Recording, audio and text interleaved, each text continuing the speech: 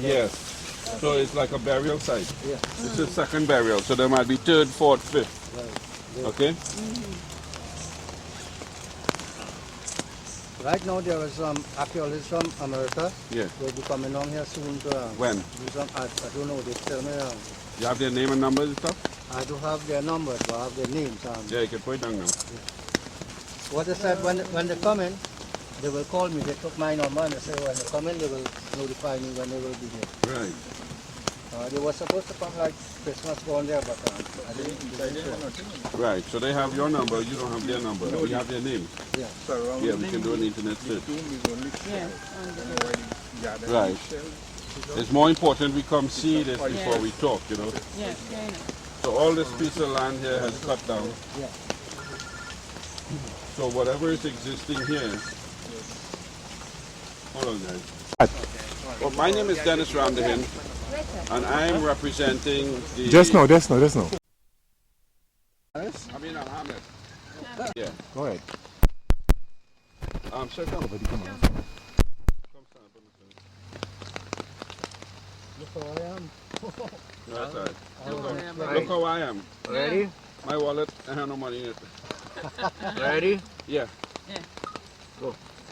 Hi, my name is Dennis Ramdahin, and I'm an environmental scientist, sustainable development practitioner, representing the Vihara Foundation and as a board member of UNESCO New York State Chapter. Now, I am here because I am particularly concerned when I heard that the proposed highway is planning to run through a particular sensitive archaeological site down here in southern Trinidad. So this particular site is called the Banwari site. I was informed of this in New York that there may be specific sensitive archaeological value in this particular region. So I'm here because I'm concerned that the project has not considered the fact that beyond this one site that I'm going to show you right here, beyond this one site that the archaeologists were working on, there may be other sensitive sites such as burials, sacred burial sites, etc. In the proposed coordinates where the highway will be passing. Now, I have here with me Mr. Hamlet Hariprasad. Mr. Hamlet Hariprasad has told me since the age of 19 he was with the archaeological team that made the initial discovery of the first set of bones, human remains. Now, this, Mr. Hariprasad has told me, is a second dig that Peter Harris did sometime, how long ago, sir? 2005. 2005. So we have two burials here, okay, at this location, and there are other archaeological teams from the international community who has an interest in this area who will be visiting here. Now, the point I'm trying to make to the planners of the project is that since we have burials here that is dating back to the time of 6,000 years ago, thereabout, it's a very high probability that a community existed here. And in fact, if you look at some of the online information concerning the Banwari man's findings, you would see that there's a sense of qualifying a statement or fact that a civilization existed here once, an ancient Amerindian civilization. So what I am asking myself as a scientist, I am just serving as just a liaison to the scientific community to assist the project planners to consider the fact that where the highway will be routed, it may be an archaeological sensitive area that will require archaeological support. So my review of the environmental impact assessment for the project did not seem to identify that archaeological support was provided for the project. other than having an archaeologist walk through the site, and if machineries bring up any archaeological artifacts, that they would stop the project and do something. Now, having worked myself on archaeological projects, on large construction jobs in the United States, I know for a fact that that is not the best approach for dealing with these types of mega projects, because sometimes the projects are so big and people are spread out, machineries are spread out. It's very difficult to provide the oversight using one archaeologist that will just walk through the site. So the message I'm trying to get out to the project planners is that let's review the coordinates where the highway is proposed. Let's consider getting expert advice to scope the necessary archaeological services that would be needed for a project, for a site, an archaeological site that is this sensitive. Now, Mr. Harris, could you give us a little perspective on when you first was part of this archaeological find with Dr. Peter Harris, and what it was like way back in the 1970s? It was like, what I should say, Just now. An address. 9 Banwari, San Francisco. All right. This guy, Mr. Peter Harris, came into this land. This land was in sugarcane. It's heritage land. It's my grandparents' property. When they came in here, they had something like a machine testing to see what they could find. What they find, the machine just figure off, and they said, well, they coordinated the area. They said, well, don't do anything in the area, or we stop doing anything to the area. After, well, in 69, in 72, they came and they dug out this skeleton, which was across there, and they took it to the UE. With all the artifacts, they got like stone axe, stone bottles, knives, and so forth they find here. Lots of more artifacts. They took everything to the UE. They said, well, they was going to bring it back here at some point in time and put it back here and make it a tourism attraction, but up to now, there's nothing. Nothing has been done. To it. Ratified, Greenpeace activist. I heard about this Banwari site years ago, and now that I'm a supporter of the highway route movement, and the fact that a number of things were not considered in terms of where the highway was going to pass, I thought I will come along on the visit to see exactly what is taking place. From what I understand, the highway is due to pass a mere 200 meters from the actual site, but in discussing with Mr. Ramdahan, right, from UNESCO, we also need an area space around the actual site to really consider to be included with the site. So 200 meters for the highway to run near here is really a short distance in archaeological terms. We also have to remember that under UNESCO, Trinidad and Tobago, we are signatories to that heritage agreement or treaty, and there are certain terms and conditions that are attached to it. And I would like to, in terms of the reviewing, for us to have that looked at. Thank you. Give me your phone number. 333-3173. Mr. Ramadan, yours? My local phone number is 729-0015. Paris? Ahmed, Ahmed. 355-9262. Thank you. He has a money of no bill.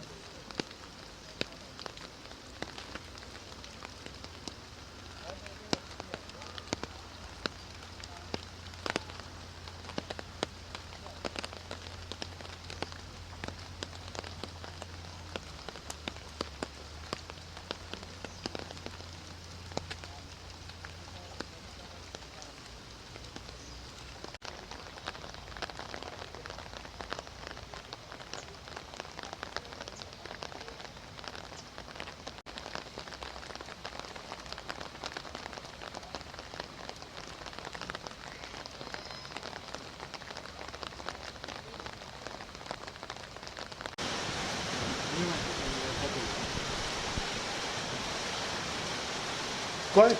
Okay. My name is Dennis Ramdahin.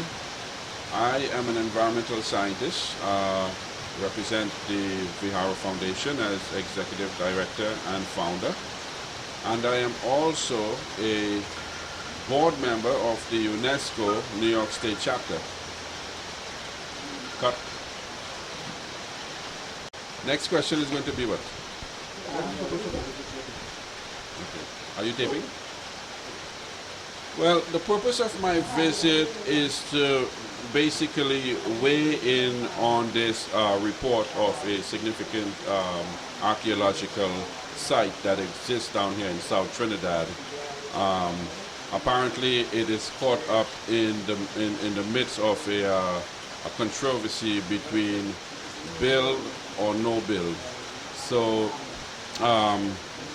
when I heard about this only a week ago, up in New York City, I decided to pay a particular trip down here and actually see for myself what is it we're dealing with.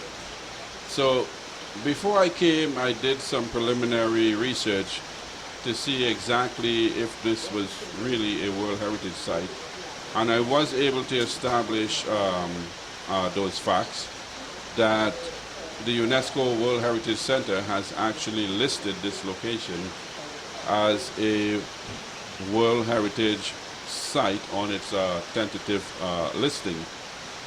So that in itself substantiates that the information that we find online on the worldwide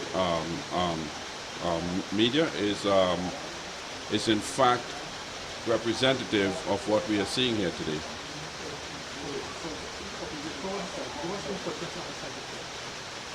Well, I was shocked to see some of the things we saw. I was shocked to know that in fact it was actually located on a hill. I have in my hands here some artifacts that I'm not going to take from the site, but these are representatives of seashells that are about 6,000 years old that line the site.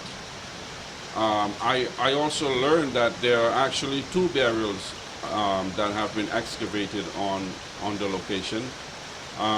The first burial site is actually destroyed because they were actually mining the soil from the site to fill up pieces of the lagoon in the surrounding area. But there's a second excavation that was actually dug down and studied by Dr. Peter Harris that still exists up there. So there may be a speculation there are other burials in the existing hill that was not impacted by the mining operation. What would be your recommendation for this? My recommendation, having worked on previous sensitive archaeological jobs on major construction projects in America, is that, look, we have to treat it with a little more care. And what I mean by that is we cannot just presume that 6,000 years ago just several people lived here. We have to we could make assumptions that communities existed here, Amerindian communities, and they thrived just like every other human settlement.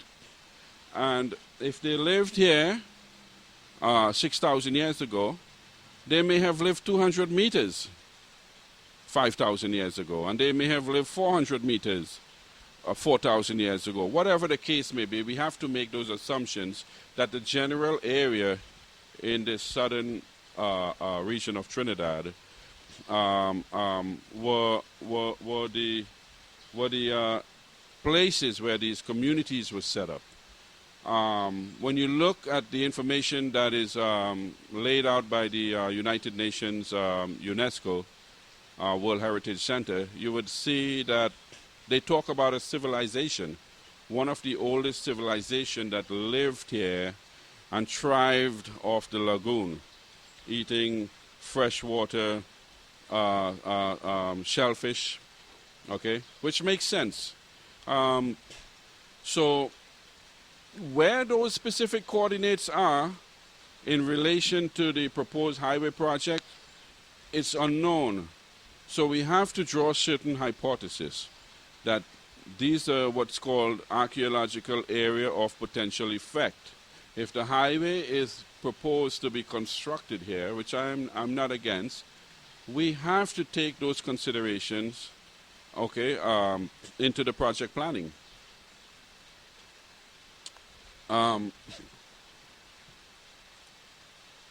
When I have worked on previous construction projects, mega construction projects, where we knew that there was a definite probability of running into an archaeological find, we had specific language in the contract that catered for dealing with the archaeological sensitivity. We had to get consultants on board, experienced people that knew how to manage archaeological sites. This had to be coordinated with the construction activities so there is no impact and no loss. So these things I am realizing are not built into the present contract. And what scares me most is the companies that are managing these contracts for the government of Trinidad and Tobago. They are some of the best in the world when it comes to dealing with archaeological issues.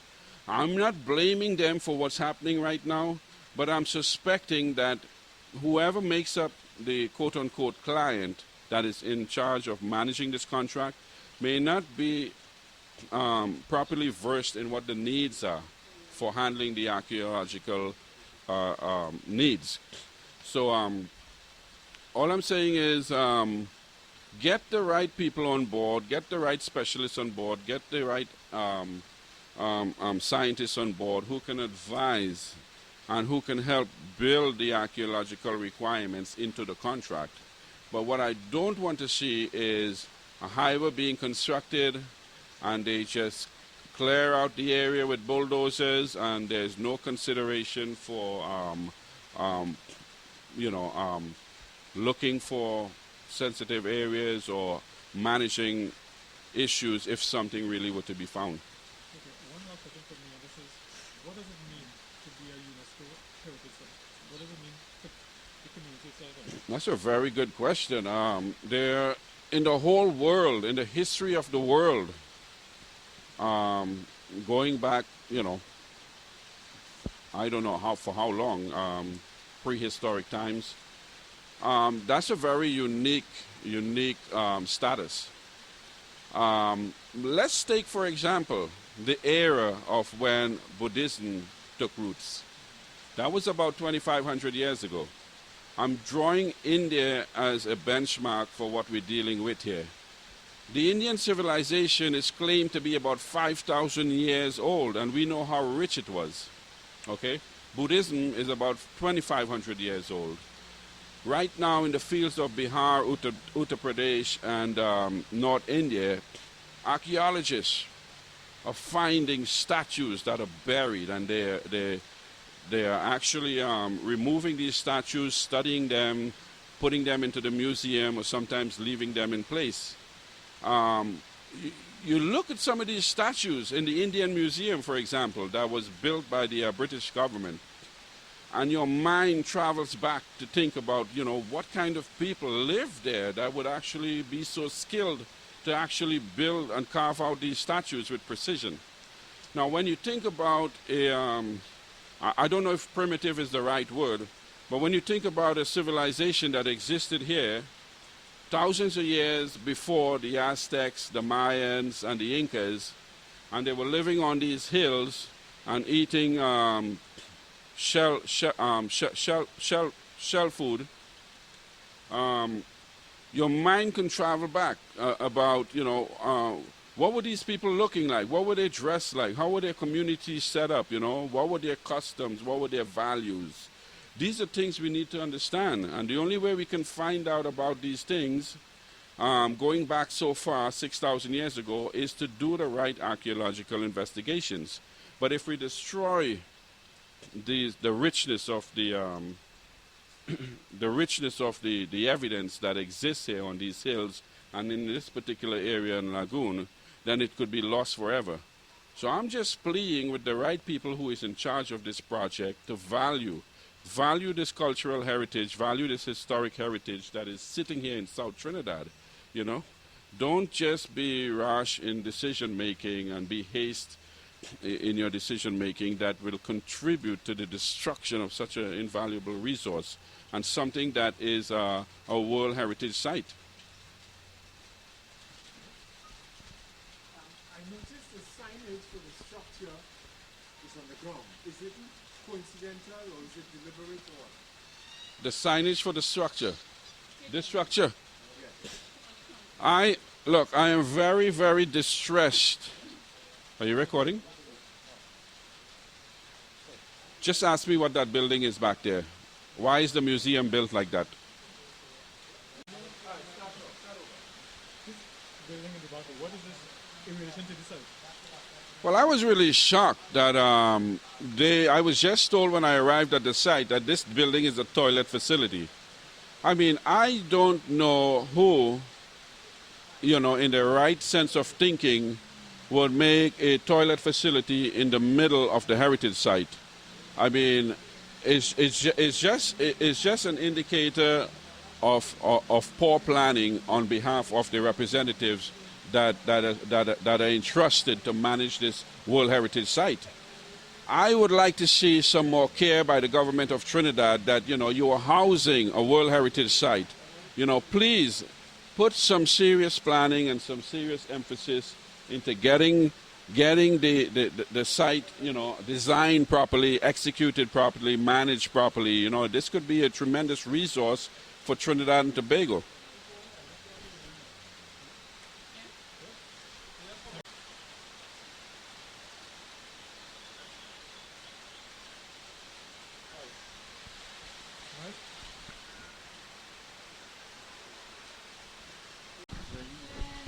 Mr. Hari Prasad, I am very... Yeah, hold on, they're talking.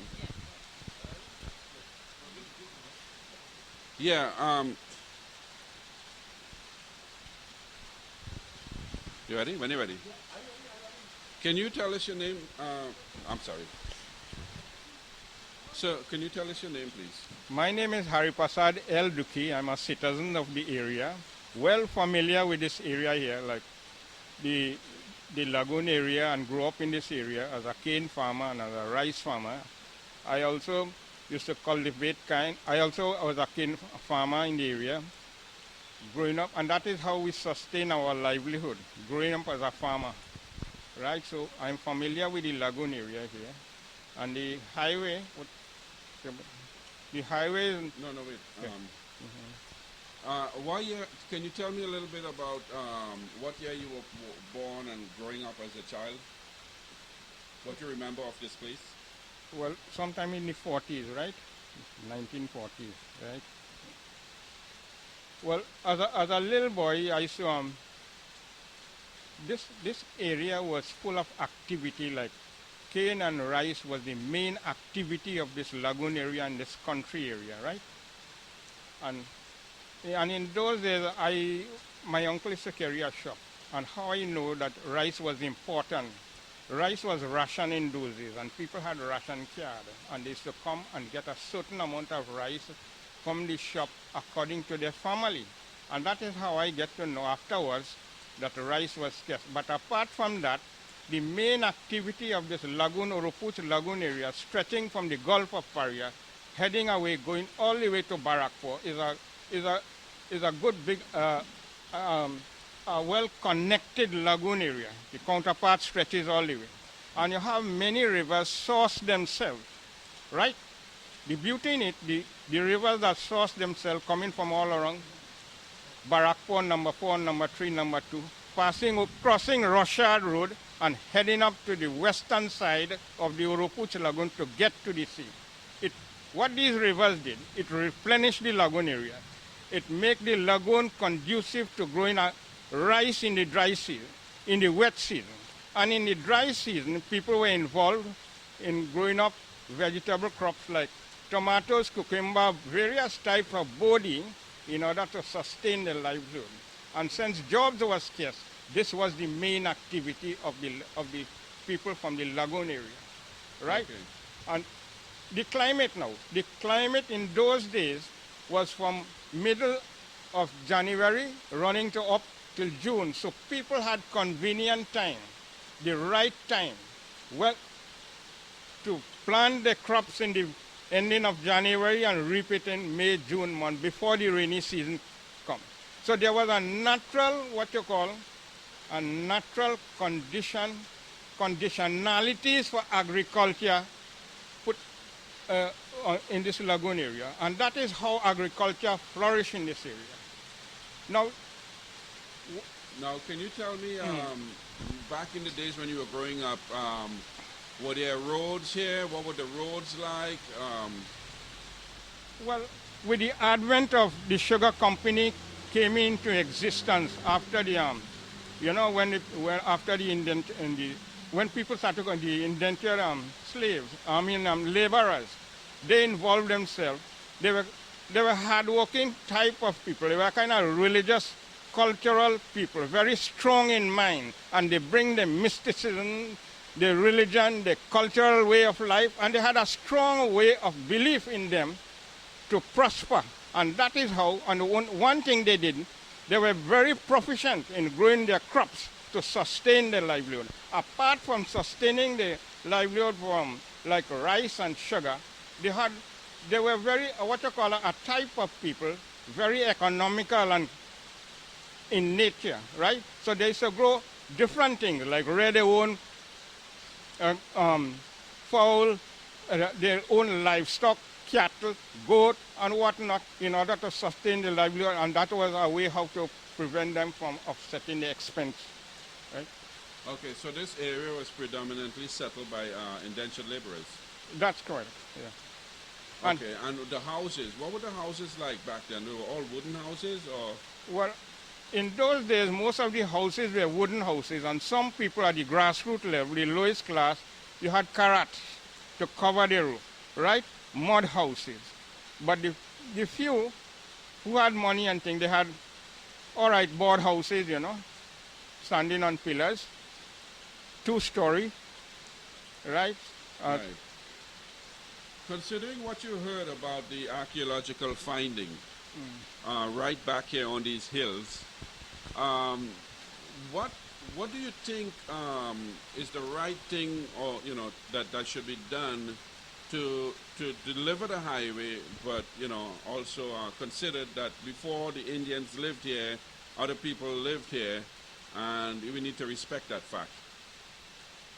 Well, I think a proper study should be done, because this hill, probably there was a village existing in this hilly area, because surrounding this archaeological site, there are small hills. And those people were mainly probably not confined to this area. The hill stretches are falling abruptly into the lagoon area. So there were probably the population, the village people, maybe extend further apart. So we don't know how far they extended in this village area here. But for as I know, that with my own experience, I had to explore what you call the mangrove swamps. And in those areas, there are small mounds of hill. And when I used to go with my uncle to fish and whatnot, he was a sportsman. They used to talk about, look, there is pot, there's spoon and all kind of utensils. So it could mean that people were living in those areas too, in the mangrove swamp, because the rivers was close, and the only way, those Englishmen who came here, they bought hundreds of acres of land, and there was a route to carry the cocoa coffee through the lagoon area by a small boat coming out to the creek, right? Going across the Bagmania River, and there was the route going through the lagoon area is known as Hakim Canal. The name is still there and everything. And that is the way how these white people, the British people, used to carry the cocoa coffee, and that is what we heard from history. And well, when you say that you found on these small hills in the lagoon spoons and all this, are you talking about artifacts or modern day utensils? Well, I didn't saw it, but my uncle and them used to talk, well, look, they had people living here, right? They used to visit, when they used to go to catch crab. You're talking about native people? Probably native, probably Venezuelan, who knows? Because Venezuela was close here, and after the British takeover, most of them start leaving the island, right? So we don't know. We don't know. So we don't know, I can't say how far these type of people, the Banwari people, existed, how in the area, how far. We cannot say We that. cannot That's say. a very important point you're making. Yeah. We don't know, and Yeah. that's why proper site survey and investigation is needed. Yeah. Thank you, sir. Okay.